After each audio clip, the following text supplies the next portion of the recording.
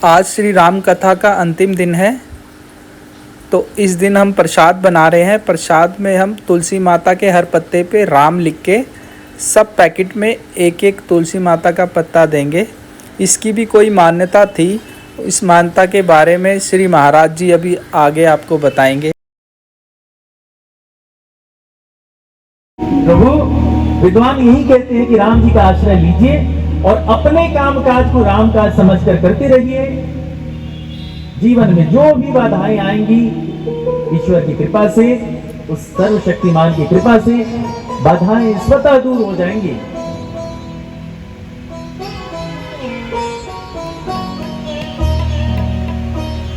राम नाम आधार जिन्हें,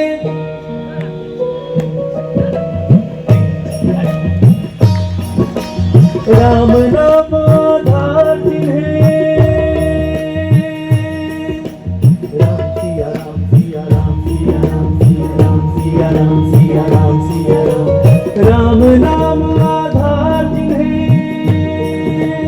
ओ राम नाम आधार जिन्हें, वो जल में राग बनाते हैं। जिन पर कृपा राम करे पत्थर भी तिर जाते हैं। जिन पर कृपा राम करे वो पत्थर भी तिर जाते हैं। जिन पर कृपा राम करे वो पत्थर भी तिर जाते हैं। राम नाम आधार जिन्हें, वो जल में राह बनाते हैं। जिन पर कृपा राम करे वो पत्थर भी तिर जाते हैं। जिन पर कृपा राम करे वो पत्थर भी तिर जाते हैं। जिन पर कृपा राम करे वो पत्थर भी तिर जाते हैं।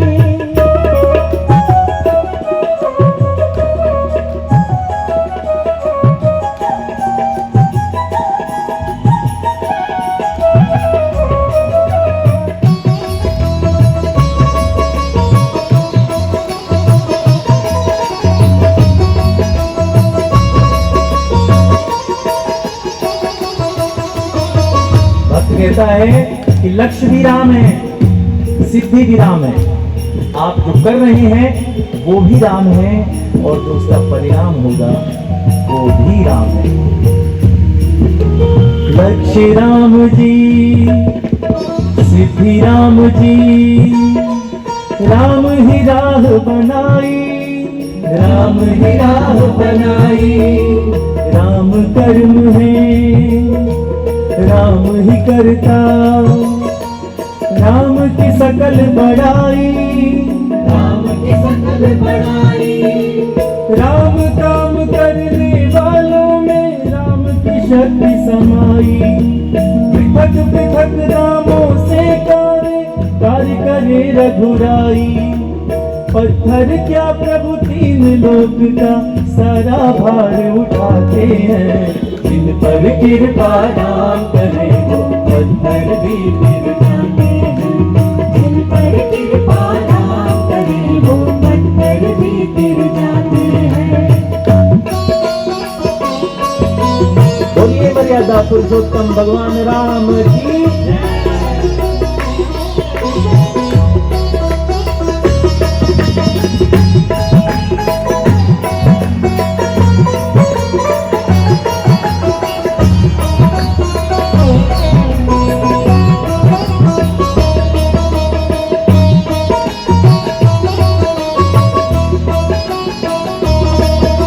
कहता है घट घट बस के आप ही अपना नाम रटा देते हैं। नाम रटा देते हैं।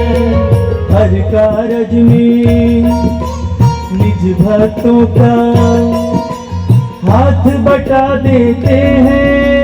हाथ बटा देते हैं। बाधाओं के सारे पत्थर राम हटा देते हैं। अपने ऊपर लेकर उनका भार घटा देते हैं। भक्त परायण निज भक्तों को, भक्त परायण निज भक्तों को सारा श्रेय दिलाते हैं। इन पर कृपा राम करे वो पत्थर भी गिर जाते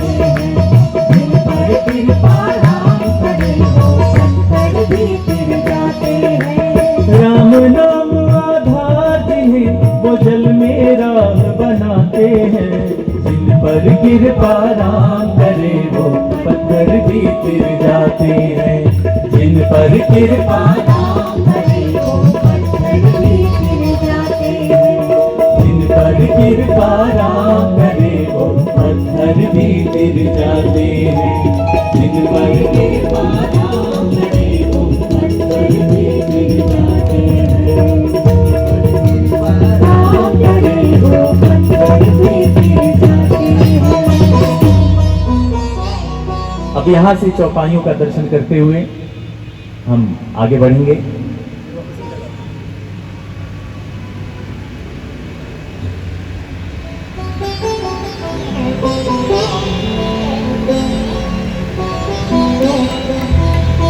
प्रभु राम अपनी सेना के साथ लंका में पहुंचते हैं। इससे पहले विभीषण जी मर्यादा पुरुषोत्तम भगवान राम की सेना में आकर शामिल होते हैं, और वो इसलिए होते हैं ताकि भले वो राक्षस कुल से थे, पर हृदय उनका राक्षसों का नहीं था। कल एक विवादित चौपाई की बात की थी हमने, डोल गवार शूद्र पशु नारी सकल ताड़ना की अधिकारी। आप सब समझ गए ना उसका असली मतलब? आप कोई पूछेगा तो बता तो सकते हैं कि इनको देख रेख की आवश्यकता होती है, उन्हें सजा देने की नहीं। एक और चौपाई है, यहां पे मैं इसलिए उसका जिक्र करना चाहूंगा क्योंकि विभीषण जी भले राक्षस कुल से थे, मगर वो राम जी से आके मिले। एक और चौपाई है श्री रामचरितमानस में जिसको लेकर लोग सवाल खड़े करते हैं कि पूजहि विप्र सकल गुणहीना, शूद्र न पूजहि गुण प्रवीणा। अब लोगों ने इसका मतलब ये फैला दिया, ब्राह्मण तो कहते हैं कि हमारी पूजा हर हाल में होनी चाहिए जी, चाहे हम कुछ करें या ना करें, हमारे में अवगुण हो या कुछ भी हो, हमारी पूजा होनी चाहिए। और शूद्र यानी छोटी जाति का, उसकी पूजा नहीं होनी चाहिए, उसकी कदर नहीं होनी चाहिए। लेकिन ऐसा नहीं है, इसका मतलब ये नहीं था। हमारे कुल के बड़े कवि पूज्यपाद गोस्वामी तुलसीदास जी का ये मतलब नहीं था। तुलसीदास जी के कहने का तात्पर्य था पूजहि विप्र सकल गुणहीना। मैं आप सबकी सहमति चाहूंगा। एक बात बताएं, आप आपकी कॉलोनी में, आपके परिवार में, हमारे देश में या जिस इलाके में भी हम रहते हैं, कोई सज्जन इंसान जिसने जीवन में कोई गलती नहीं की, शुरू से लेकर आज तक किसी को याद ही नहीं है कि उसने कभी कोई गलत कार्य किया, क्या उसकी एक गलती के लिए उसकी सारी अच्छाइयों पे पर्दा डाल देना चाहिए? उसकी एक भूल के लिए क्या उसके सारे गुण भुला देने जाने चाहिए? यहां पे विप्र का मतलब है पूज्यपाद गोस्वामी तुलसीदास जी का कि कोई ऐसा इंसान जिसने पूरे जीवन काल में सत्कर्म किया, जिसने पूरे जीवन अच्छाई का साथ दिया। के मालिक ने हार मान के हाथ जोड़ के बोला कि माफ करो, वो दया रहे आपके जैसे दो पांव के गधे। आपका उद्देश्य किसी को क्षति पहुंचाने की नहीं होनी चाहिए। अगर आप किसी को पीड़ा देने की सोच रहे हैं, किसी को तंग करने की सोच रहे हैं, किसी की बुराई सोच रहे हैं, तो ईश्वर आपकी मदद नहीं करेगा, आप स्वयं समस्या में फंसेंगे। परिश्रम का परिणाम अवश्य मिलता है, लेकिन परिश्रम का वो फल भी व्यर्थ चला जाता है अगर हमारे विचार, हमारी सोच अच्छी नहीं हो। कुंभकर्ण की कथा हमें यही सीख देती है। बहुत बलशाली था, ब्रह्मा जी की तपस्या करी उसने। उसकी तपस्या से प्रसन्न होकर ब्रह्मदेव प्रकट हुए। अब ब्रह्मदेव प्रकट हुए तो राक्षस था, उसको क्या मांगना चाहिए था? अपनी मुक्ति मांगता। अपने लिए राक्षस योनि से निकलकर देवलोक में जाने का मार्ग पूछता उनसे, देवलोक में जाने का वरदान मांगता उनसे। लेकिन उसने क्या मांगा? उसने मन में क्या सोचा कि मैं मांगूंगा इंद्रासन। क्योंकि देवता तो देवता होते हैं, ईश्वर तो ईश्वर होते हैं, मन की बात जानते हैं। अब ब्रह्मदेव को इस बात का आभास हो गया कि ये मुझसे इंद्रासन मांगने जा रहा है। इंद्र को भी इस बात का आभास हो गया, इसने तपस्या ही करी थी इसलिए। इंद्रदेव दौड़े दौड़े माता सरस्वती के पास जाते हैं और कहते हैं कि हे मां, अगर आज इस जिव्या पे बैठ के आपने शब्द कुछ और नहीं बुलवाया तो मेरी कुर्सी गई। और देवताओं के लोक का राजा अगर कुंभकर्ण होगा तो सब कितनी समस्या में पड़ेंगे आप सोच सकती हैं। तो मां सरस्वती आकर के उसकी जिह्वा पे बैठती हैं और उसको मांगना होता है इंद्रासन, मगर इंद्रासन बोलने के चक्कर में वो बोल जाता है निद्रासन।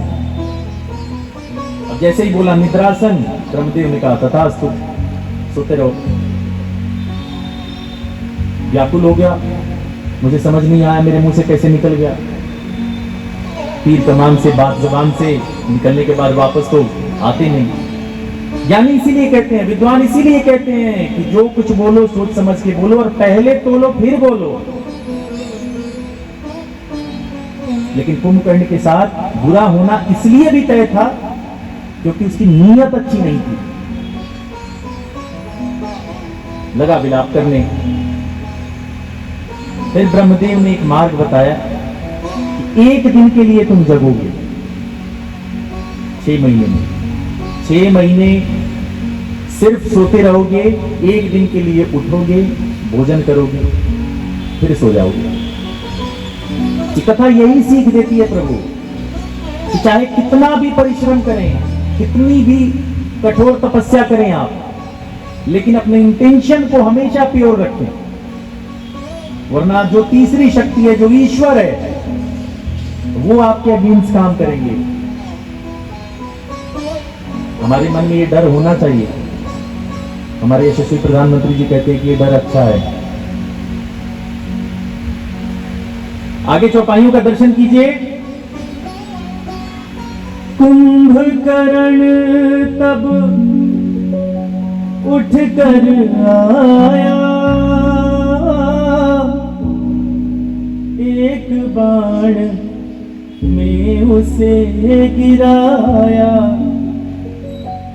इंद्रजीत पहुंचाया धाम। राम सिया राम, सिया राम जय जय राम। इसके बाद राम जी और रावण का सामना होता है। बड़े दिनों तक लड़ाई चली। लड़ाई के मध्य में एक दिन ऐसा आया प्रभु, जिस दिन रावण ने राम जी की सेना को तहस नहस कर दिया, सबको मूर्छित कर दिया। अपनी जान बचाकर वानर भालू इधर उधर छिप रहे थे। तो जब उस दिन का युद्ध समाप्त हुआ, ये कथा बताएगी कि ये जो नवरात्रि मनाई जाती है वो क्यों मनाई जाती है। आज सप्तमी है, सप्तमी है मां, सप्तमी है।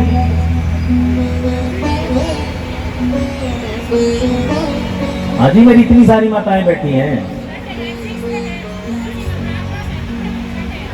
अच्छा, तो अब मेरी माँ का फोन आया था तो वो कह रही थी आज सप्तमी है। अरे भोजपुरी में बोल रही थी आज सप्तमी है, षष्ठी है आज। ओके, तो राम जी जब उस दिन वापस आए, पराक्रमी है, कौशल है, धीर है, वीर है, लेकिन उस दिन राम जी दुखी थे।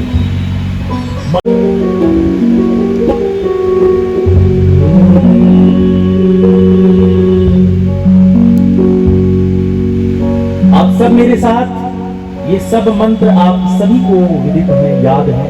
मैं चाहूंगा कि आवाज बुलंद करके गाएं आप सभी, ताकि आप सबकी आवाज उस शक्ति तक पहुंचे और आप सभी का कल्याण हो। सर्व मंगल मांगल्ये शिवे सर्वार्थ साधिके शरण्ये त्र्यंबके गौरी नारायणी नमोस्तुते।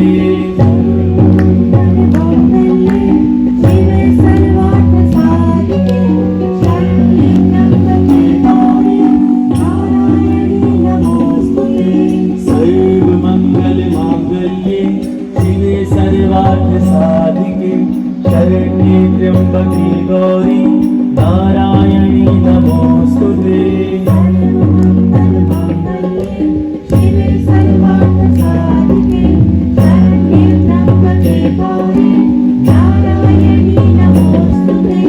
या देवी सर्वभूतेषु शक्तिरूपेण संस्थिता नमस्तस्यै नमस्तस्यै नमस्तस्यै नमो नमः। या देवी सर्वभूतेषु शक्तिरूपेण संस्थिता नमस्तस्यै नमस्तस्यै नमस्तस्यै नमो नमः। या देवी सर्वभूतेषु दुर्गारूपेण संस्थिता नमस्तस्यै नमस्तस्यै नमस्तस्यै नमो नमः। या देवी सर्वभूतेषु दुर्गारूपेण संस्थिता नमस्तस्यै नमस्तस्यै नमस्तस्यै नमो नमः। या देवी सर्वभूतेषु मातारूपेण संस्थिता नमस्तस्यै नमस्तस्यै नमस्तस्यै नमो नमः। या देवी सर्वभूतेषु मातारूपेण संस्थिता नमस्तस्यै नमस्तस्यै नमस्तस्यै नमो नमः। ॐ भूर्भुवः स्वः तत्सवितुर्वरेण्यं भर्गो देवस्य धीमहि धियो यो नः प्रचोदयात्। ॐ भूर्भुवः स्वः तत्सवितुर्वरेण्यं भर्गो देवस्य धीमहि धियो यो नः प्रचोदयात्। ॐ ऐं ह्रीं क्लीं चामुण्डायै विद्ये। ॐ ऐं ह्रीं क्लीं चामुण्डायै विद्ये। ॐ ऐं ह्रीं क्लीं चामुण्डायै विद्ये। ॐ ऐं ह्रीं क्लीं चामुण्डायै विद्ये। ॐ ऐं ह्रीं क्लीं चामुण्डायै विद्ये। ॐ ऐं ह्रीं क्लीं चामुण्डायै विद्ये। ॐ ऐं ह्रीं क्लीं चामुण्डायै विद्ये। ॐ ऐं ह्रीं क्लीं चामुण्डायै विद्ये। बोलिए मां भवानी की। राम की कथा पग पग पे यही सीख देती है। इसके बाद तुलसी वितरण का कार्य किया जाएगा। मैं चाहूंगा कि आप सब प्रसाद लेकर के ही जाएं। इतनी देर अगर रुक गए तो 2-4 मिनट और सही प्रभु। ओके, ये तुलसी आप सबको वितरित करेंगे हमारे आदरणीय राकेश कौशल जी और उनके सभी सहयोगी। इस तुलसी की भी बड़ी महत्ता है। एक बार सीता जी रसोई बना रही थी, हनुमान जी वहां पर कुछ खाने के लिए गए। हनुमान जी की भूख मिट ही नहीं रही थी, उनको तृप्ति नहीं मिल रही थी। सीता जी बना बना के परेशान। सीता जी राम जी के पास गई, उन्होंने कहा प्रभु इनका तो पेट ही नहीं भर रहा। तो श्री राम ने कहा सीते तुलसी के कुछ पत्ते उनके भोजन में डालो, उनका पेट भर जाएगा। तभी से हमारे सनातन धर्म में किसी भी पवित्र कार्य के लिए बनाए गए भोजन में सर्वप्रथम तुलसी डालने की परंपरा शुरू हुई। सबका ऐसा विश्वास है कि जैसे सीता जी द्वारा तुलसी डालने से हनुमान जी की भूख मिट गई, उनको तृप्ति मिल गई, हम सबको भी प्रसाद पाकर अपने अपने जीवन में तृप्ति मिले।